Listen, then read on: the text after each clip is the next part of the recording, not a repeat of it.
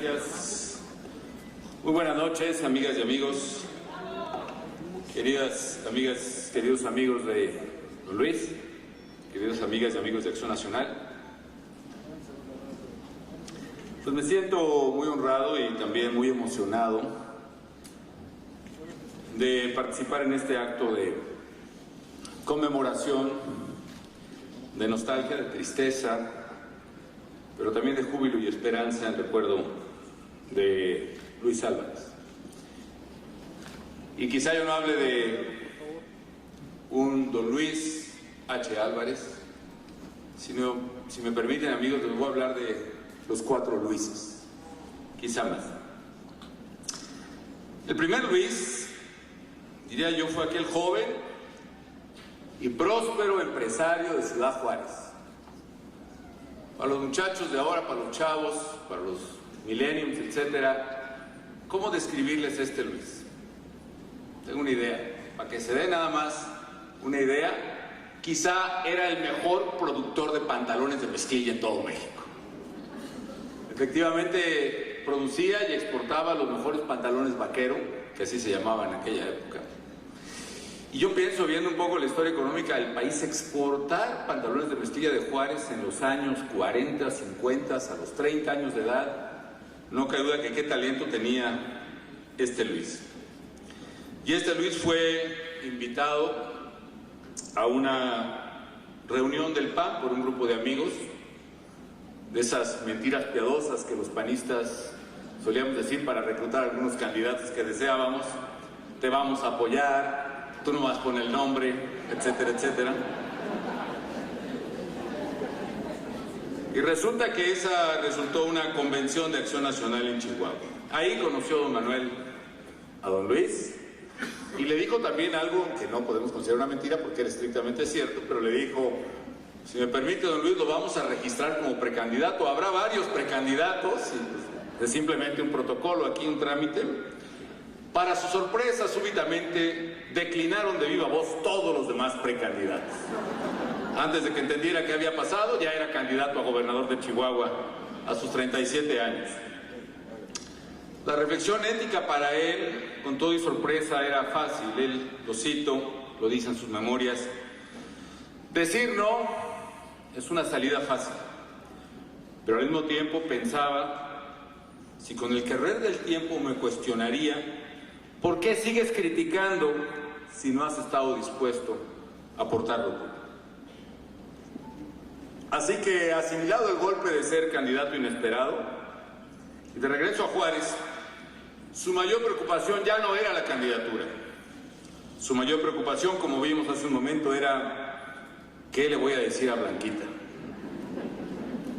Y como vimos y lo narraban ellos con emoción y con júbilo, esa noche la pasó muy mal. Esa noche, Blanca, lo decían uno y otro, Blanca lloró toda la noche. Pero fue la última vez que lo hizo. Al día siguiente se lo llevó a misa, y ella se lo llevó a misa a él, y él se llevó a Blanca a Buenavista, y desde entonces lo acompañaría literalmente toda la vida. Como era común en aquellos tiempos del autoritarismo priista, este joven candidato a gobernador no solo arrasó en las conciencias sobresaltadas de los chihuahuenses de entonces, sino también sufriría un fraude electoral descomunal. Hay que leer lo que escribe el queridísimo Poncho Arronte, saludo con mucho cariño a mi querida Kitty aquí, sobre el fraude electoral de Chihuahua de entonces. Sino que además la impresionante empresa y la fábrica textil de pantalones de mezclilla terminó quebrando, porque el gobierno se le fue encima a base de auditorías fiscales y de huelgas controladas por los sindicatos serviles de entonces, y desde luego que prevalecen muchos hasta nuestros días. No importa. Lo importante ahora de rescatar esta anécdota del primer Luis, amigas y amigos, casi picaresca, no solo es su generosidad y su amor por México, que es su gran constante. También aquí hay que destacar más bien a don Manuel. Y don Manuel en aquella época tenía una consigna que explica por qué el PAN sobrevivió en medio del desierto, en medio del autoritarismo por medios democráticos y en medio de la violencia por medios pacíficos.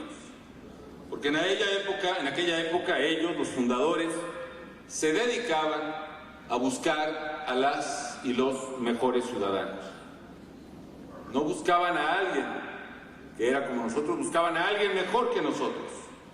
Y buscaban presentarle a la sociedad fórmulas que resolvieran el dilema ético. Ningún candidato que no sea la mejor opción para los ciudadanos. La primera lección que yo recuerdo de entonces es la generosidad de don Luis y también la misión del PAN y de su primer presidente, don Manuel. El PAN tiene que recobrar esa práctica si quiere seguir siendo partido de los ciudadanos, de las mujeres y los hombres libres, que es precisamente no solo el origen, sino el éxito de nuestra organización. Buscar siempre a las y los mejores.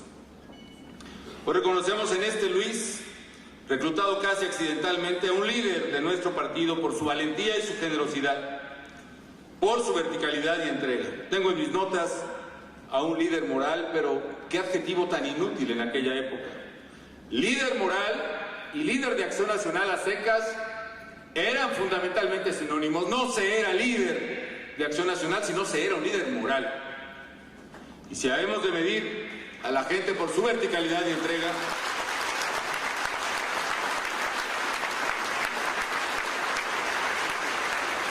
verticalidad y entrega explican en la historia del PAN su avance y su carencia, su retroceso. Verticalidad y entrega explican por qué hombres como este los admiran propios y extraños, y hombres talentosos pero sin verticalidad y entrega no aportan fundamentalmente más que vergüenza para todos. 2 años más tarde,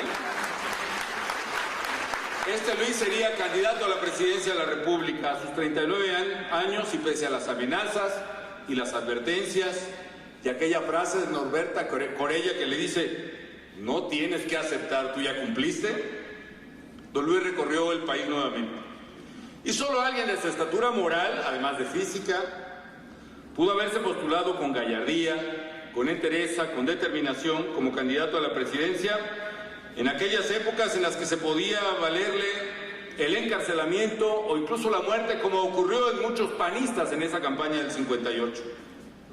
De hecho, tras el mitin de Jalpa en Zacatecas, fue encarcelado y pasó la noche tras las rejas. Y más tarde, no muy lejos de esta Ciudad de México, en Tlalnepantla, don Luis pasaría una de las anécdotas que la narra Blanquita así. Estaban subidos al estrado en ese mitin panista en la plaza de Tlalnepantla y trajeron varios adornos florales que los michoacanos, y sé que hay varios aquí, reconocemos muy bien: las flores de cempasúchil. Y Blanca dijo: qué hermosos arreglos, ¿quién los trajo? Y alguien asustado del comité de Tlalnepantla le dijo: Blanquita, son flores de muerto.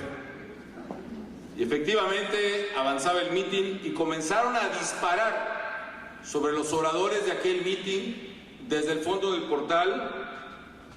Ante el desorden de la plaza y el corredero en dispersión de los asistentes, varios de los líderes de nuestro partido se tiraron pecho a tierra, y más que pecho a tierra, pecho abajo de la tarima. Pero Luis Álvarez se quedó ahí de pie, mostrando su pecho a aquellos hombres que no se atrevieron a tocarlo. El segundo Luis que quiero hablarles hoy es el Luis de los 80s, que es cuando yo lo conocí. Lo admiraba porque leía las crónicas emocionantes de mi padre, el prototipo, el arquetipo del valiente, del mexicano que construía México a riesgo de su vida. Y lo vi de lejos en una convención del PAN, justo cuando mi papá renunciaba ese día a su militancia del PAN, el momento difícil para mí. Y verlo me hizo creer en ese hombre. Por supuesto que en esa época no había ni teléfonos celulares, ni selfies, ni cámaras, ni siquiera Polaroid. Pero me acerqué y algo le balbuceé como queriendo tocarlo. En 1983, al frente de una vigorosa campaña electoral donde su liderazgo ya era evidente, sacude la conciencia nacional. El PAN arrollaría desde luego en Chihuahua con Luis Álvarez ganando la capital, pero también en Ciudad Juárez con un aplastante triunfo de Pancho Barrio aquí presente. No pasan los años sobre ti, mi querido Pancho. Y en Durango con Rodolfo Elizondo. También ganamos en Chihuahua, Camargo, la tierra de Don Luis, Delicias, Casas Grandes, Parral, Meoqui, Saucillo, muchos más. Y en ese México marcado por el autoritarismo y la violencia se abría paso la democracia bajo el liderazgo de Don Luis por medios pacíficos. En sus palabras, él lo define de esta manera, cito: la lucha no violenta antepone con resolución y en forma pacífica la fuerza moral al poder político.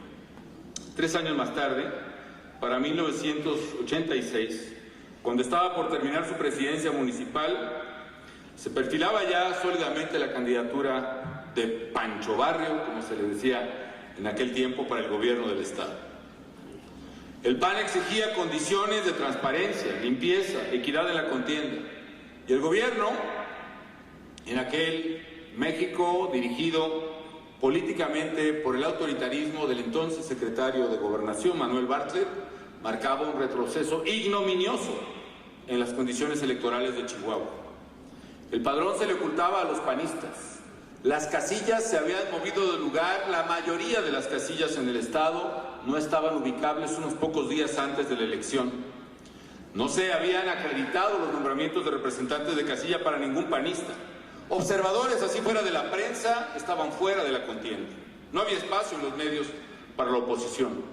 Una semana antes de la elección y para sorpresa de muchos, Luis Álvarez se declara en huelga de hambre y se sienta en el Parque Lerdo a exigir precisamente condiciones equitativas para aquella contienda.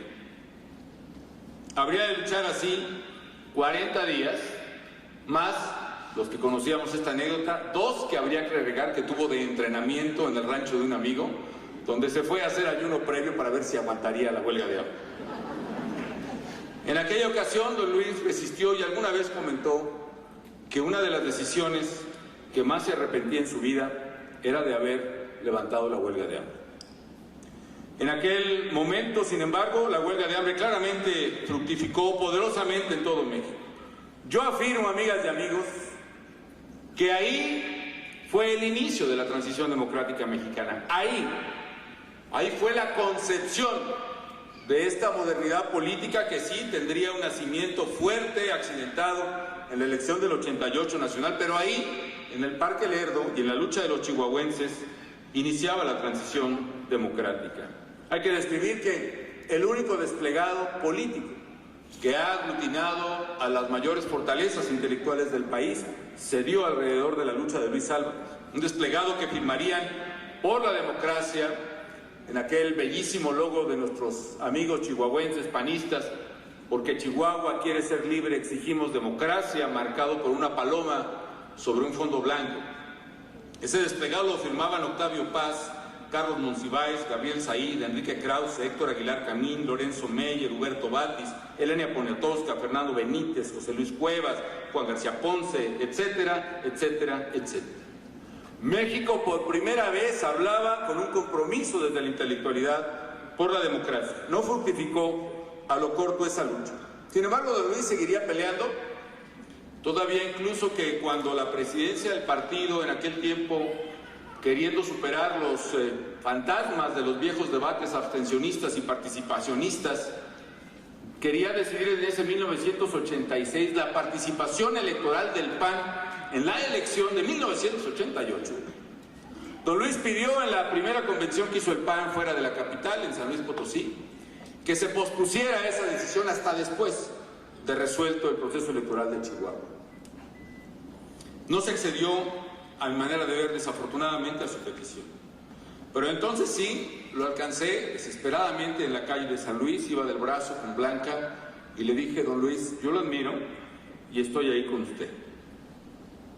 Pasó el tiempo, luego haría en aquel tiempo aquella marcha que describía ya, creo que Luis Felipe Bravo hace un momento, o de esa definición, o dictadura o democracia, que es algo que yo siempre creo que debemos exigirnos a nosotros y a nuestros adversarios. Una definición clara de qué somos y qué queremos. Sería don Luis candidato a la presidencia del partido y don Poncho Arronte nos invitó a apoyarlo, lo apoyamos con gusto y don Luis fue finalmente presidente del partido. Aquí entra un poco una anécdota un poco lamentable. Cuando gana don Luis propone como integrantes de su comité nacional a una serie de militantes, veo aquí con gusto algunos de ellos, a Fernando Canales, por ejemplo, en aquel comité, a otros. Pero venía el nombre de Carlos Castillo Peraza en su propuesta. Y lo veta un sector del partido de manera arbitraria, injusta y con los argumentos más insulsos. Don Luis, que siempre era un hombre que conciliaba, a pesar del agravio y la injusticia con Carlos, y Carlos mismo, entendiendo la importancia del éxito de la presidencia de don Luis, acepta, negocia, y en lugar de a Carlos, me propone a mí en el Comité Nacional.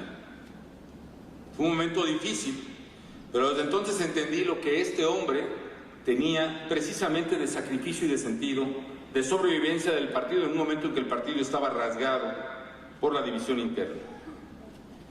Don Luis pasa finalmente a ser el tercer Luis, quizá el más importante, el más trascendente, el más grande de los constructores de la transición democrática mexicana. Es cierto, los mexicanos nos gusta mucho celebrar a los iniciadores, al iniciador de la independencia, al iniciador de la revolución.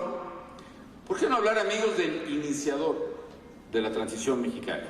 Primero porque hay muchos, sí, por eso no digo que es el iniciador de la transición, pero sí afirmo categóricamente que es el más grande, porque es el primer político que se decide a hacer política con principios, arriesgándose precisamente a la ignominia, a la estulticia, a la crítica, a la mentira, a la calumnia, con la que muchos, algunos por cierto, que ahora se precian de admirarlo, lo criticaron entonces. Don Luis hace política con principios. Alonso Lujambio solía decir, citando a Adolfo Kriegler, que en política hay dos tipos de políticos. Los políticos que duermen bien y los políticos que no duermen bien. Entre los políticos que duermen bien también hay dos tipos de políticos.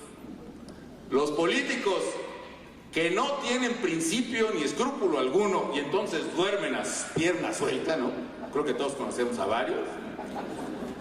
O los políticos que tienen principios, pero que lo que se limitan es a enunciarlos ad nauseam, pontificando a los demás, pero nunca atreviéndose a poner en la práctica, en la terca realidad cotidiana, la aplicación de sus principios.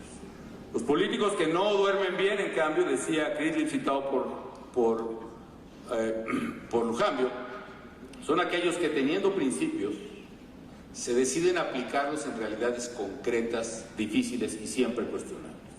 Don Luis sí se decide a hablar, a dialogar y a negociar el cambio político en México.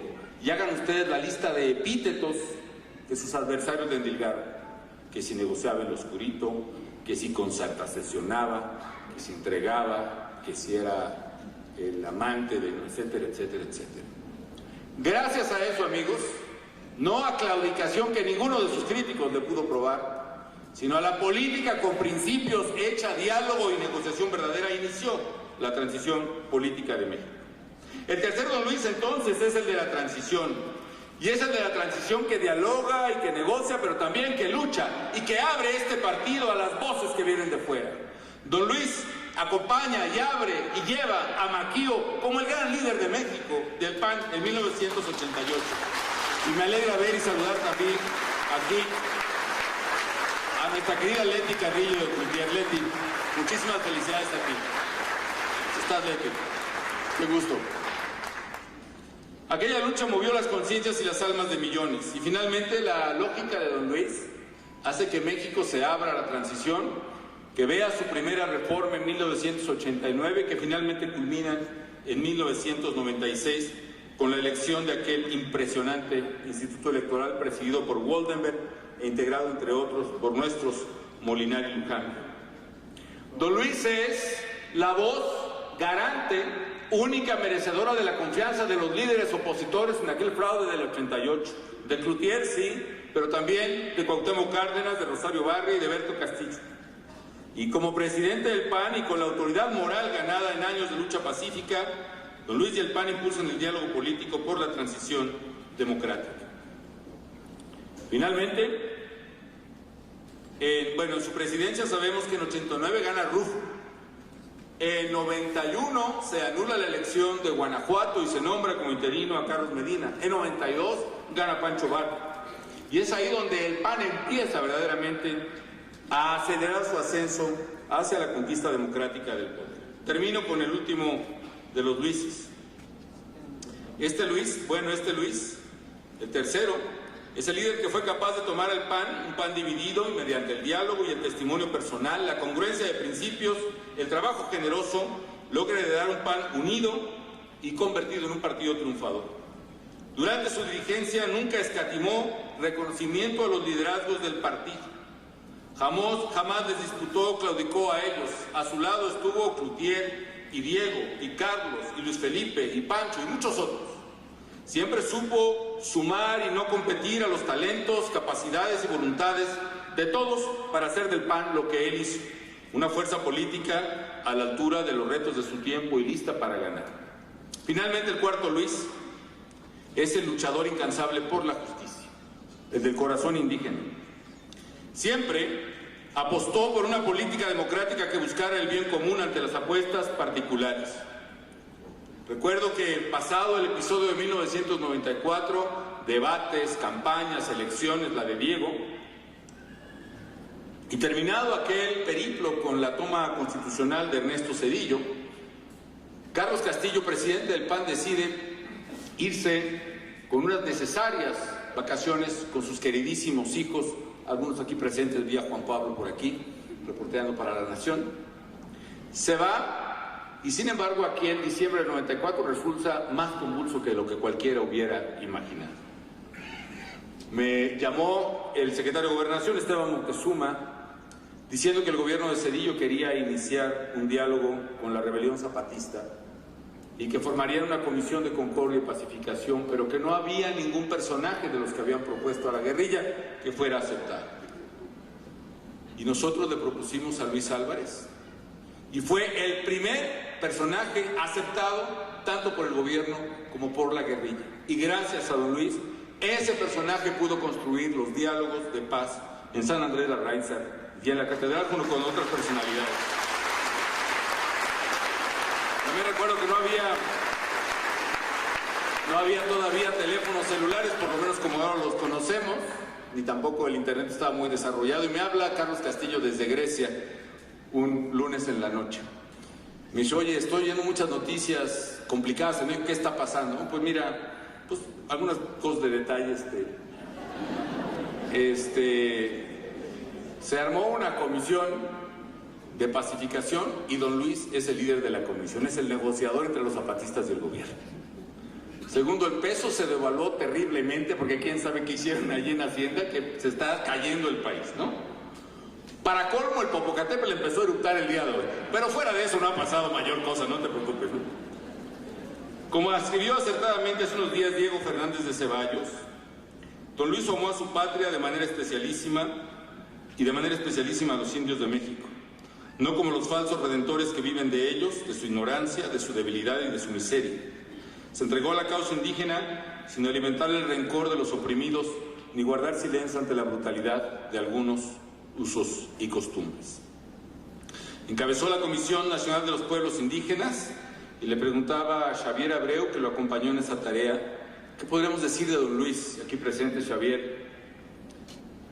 Y creo que Xavier lo resume en una frase con la que debemos recordar a don Luis. Don Luis redujo la brecha entre la población indígena de México y la no indígena. La redujo en todos los órdenes, no solo en electrificación o agua potable.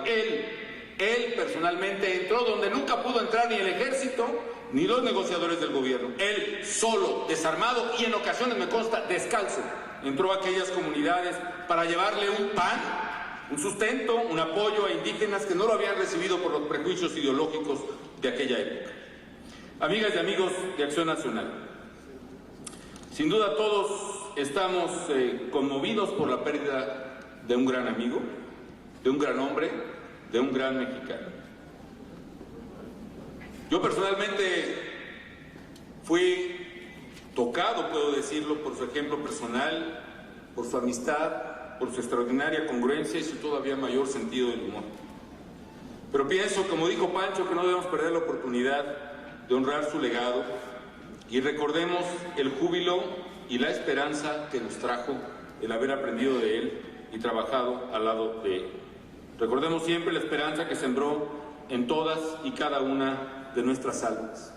Aprendamos las lecciones de cada uno de los 4 Luises, las que nos dejó como panistas y como mexicanos, y partió claramente dejando una serie de puntos pendientes con el partido, puntos que tenemos que discutir y resolver. No ahora ciertamente, porque nos une su recuerdo y nos une el empeño de que nuestros candidatos, que hoy en todo el país están luchando a brazo partido por llevar el mensaje, tengan éxito. Pero el mejor homenaje que duda cabe que podemos hacer a su memoria es el retomar esa agenda pendiente y reconocer el contraste que tenemos con el legado que él nos ha dejado. Finalizo con sus palabras. Él dice: en la historia no comienzan las diversas y sucesivas etapas de la historia en día y hora exactos. El pasado se prolonga, el futuro se anticipa, en cada presente se entrelazan restos del uno y avances del otro. Lo importante es que en cada presente haya hombres que decidan por el futuro y comiencen a edificar, hombres que se decidan a navegar mar adentro.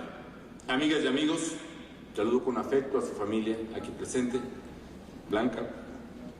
Seamos como don Luis Álvarez, navegantes decididos e incansables en la ruta de mar abierto hacia un México mucho más libre, mucho más justo, mucho más democrático y mucho más humano. Muchas gracias.